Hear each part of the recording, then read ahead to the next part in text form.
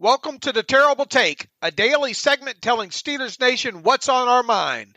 I'm Bryan. While it's still very early in the offseason, like most of you, I'm already starting to think about what the Pittsburgh Steelers might do in the 2023 NFL Draft, and especially when it comes to their first two picks.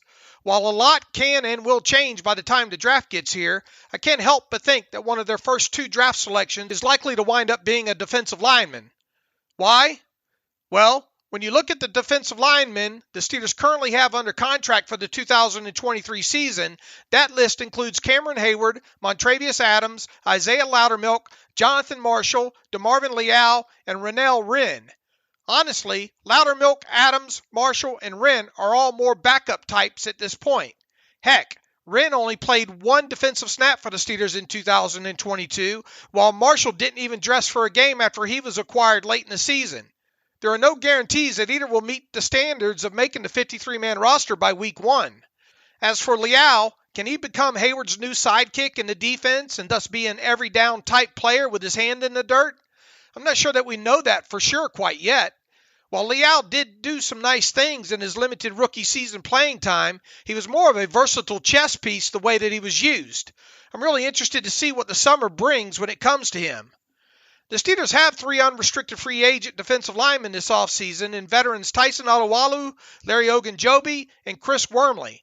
Alualu is likely to retire, however, while Ogunjobi might decide to chase the biggest money he can get this offseason. If they could get him back at a bargain price this offseason, that would be great, but I wonder if that will ultimately happen. As for Wormley, yes, I think he might ultimately be re-signed. That said, he's coming off a knee injury that might not allow him to be available until after the 2023 season gets underway. He's more of a backup as well, if we're being totally honest. Are any of you thinking the Steelers might go hard at a stud defensive lineman this offseason? Personally, I don't think they will. Maybe they'll surprise me.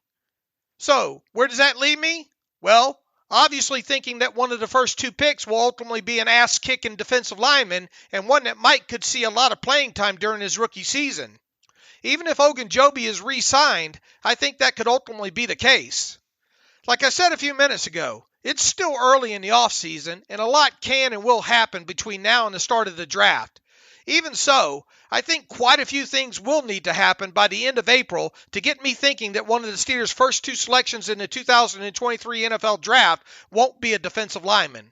Be sure to follow us at SteelersDepot.com and check out episodes of The Terrible Take every day at 5 p.m. Eastern Time. And check out The Terrible Podcast with myself and Alex Kozora every Monday, Wednesday, and Friday.